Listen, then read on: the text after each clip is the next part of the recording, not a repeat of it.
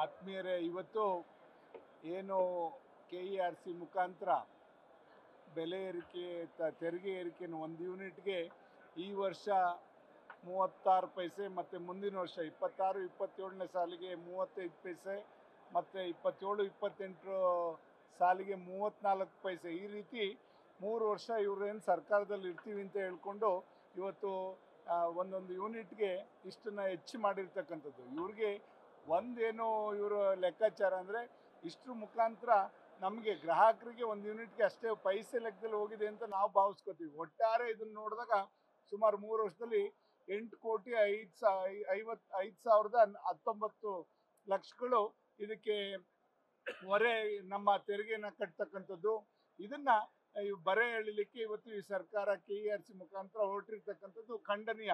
ಇವತ್ತು ಗ್ರಾಹಕರು ಅರ್ಥ ಮಾಡ್ಕೋಬೇಕಾಗ್ತದೆ. ಇವತ್ತು ಭಾಗ್ಯಗಳು ಕೊಡೋದು ಒಂದು ಕಡೆ ಆದರೆ ವಸೂಲಿಗಳು ನಮಗೆ ಗೊತ್ತಾಗ್ದಂಗೆ ಸಣ್ಣದಾಗಿ ನಮ್ಮನ್ನ ಬಿಲ ಕುಯ್ತಾರೆ ಅಂತಾರಲ್ಲ, ಆ ಥರ ಇವರು ಕೆಳಗೆ ನಮ್ಮ ಹತ್ರನೇ ವಸೂಲಿ ಮಾಡಿ ನಮ್ಮ ಮುಖಾಂತರನೇ ಈ ಹಣವನ್ನು ಕಟ್ಟಿಸ್ತಕ್ಕಂಥ ಕೆಲಸ ಈ ಸರ್ಕಾರ ಮಾಡ್ತಾ ಇದೆ. ಇದು ಏನು ಇವರು ಇದಕ್ಕೆ ಏನು ಹೇಳ್ತಾ ಇದ್ದಾರೆ, ಪಿಂಚಣಿ ಕೊಡಲಿಕ್ಕೆ ಹಣ ಬೇಕಿತ್ತು, ಅದಕ್ಕೆ ಮಾಡ್ತಾ ಇದ್ದೀವಿ ಅಂತಕ್ಕಂಥದ್ದು ಹೇಳಿದ್ದಾರೆ. ಇವ್ರು ಪಿಂಚಣಿ 4,659 ಕೋಟಿ ಪಿಂಚಣಿ ಇನ್ನೂ ಬಾಕಿ ಇಟ್ಕೊಂಡಿದ್ದಾರೆ ಈ ಸರ್ಕಾರ. ಇನ್ನೂ ಅವ್ರಿಗೆ ಅಲ್ಲಿ ಕೆಲಸ ಮಾಡ್ತಾ ಇರ್ತಕ್ಕಂಥವ್ರಿಗೆ 4,659 ಕೋಟಿ ಇನ್ನೂ ಕೂಡ ಪಿಂಚಣಿ ಕೊಡಲಿಕ್ಕೆ ಇವರಿಗೆ ಯೋಗ್ಯತೆ ಇಲ್ಲ. ಇವತ್ತು ಈ ರೀತಿ ಗ್ರಾಹಕರ ಮೇಲೆ ಎಲ್ಲ ಹೊರೆನೂ ಕೂಡ ಗ್ರಾಹಕರ ಮೇಲೆ ಆಗ್ತಕ್ಕಂಥದ್ದು. ಸದನ ಮುಗಿಯದೆ ಕಾಯ್ತಾ ಇದ್ದಾರೆ ಅಂತ ಭಾವಿಸ್ತಾ ಇದ್ದೇವೆ ನಾವು.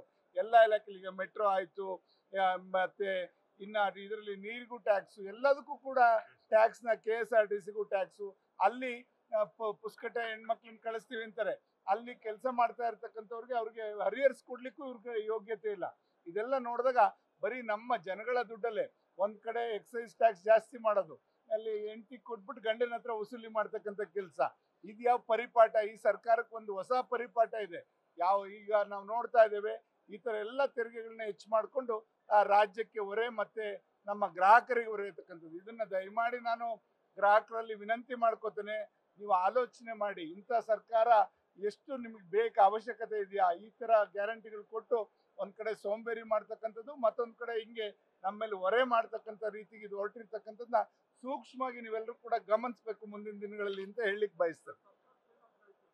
ಈ ಸರ್ಕಾರಕ್ಕೆ ಯಾವ್ದಾದ್ರು ಕೂಡ ಕಿಂಚಿತ್ತು ಕಾಳಜಿ ಇದ್ರೆ ರಾಜ್ಯದ ಬಗ್ಗೆ, ರಾಜ್ಯದ ಬೊಕ್ಕಸದ ಬಗ್ಗೆ, ರಾಜ್ಯದ ಜನಗಳ ಬಗ್ಗೆ ಇವ್ರಿಗೆ ಏನಾದರೂ ಕೂಡ ಒಂಚೂರಾದ್ರೂ ಕಿಂಚಿತ್ ಆಲೋಚನೆ ಇದ್ರೆ ಈ ತರ ಎಲ್ಲ ಗ್ರಾಹಕರ ಮೇಲೆ ಹೊರೆ ಹೊರಿಸಬೇಡಿ ಅಂತಕ್ಕಂಥದ್ದು ನೇರವಾಗಿ ಹೇಳಲಿಕ್ಕೆ ಬಯಸ್ತೀನಿ. ಇವತ್ತು ಇದ್ಯಾವ್ದನ್ನು ಕೂಡ ತೆರಿಗೆನ ವಿಧಿಸಬಾರ್ದು. ಯಾವುದೇ ಇದರಲ್ಲಿ ಗ್ರಾಹಕರಿಗೆ ನೇರವಾಗಿ ಕೊಡ್ತಕ್ಕಂಥ ಯೋಜನೆಗಳಲ್ಲಿ ನೀವು ತೆರಿಗೆ ವಿಧಿಸಬಾರ್ದು.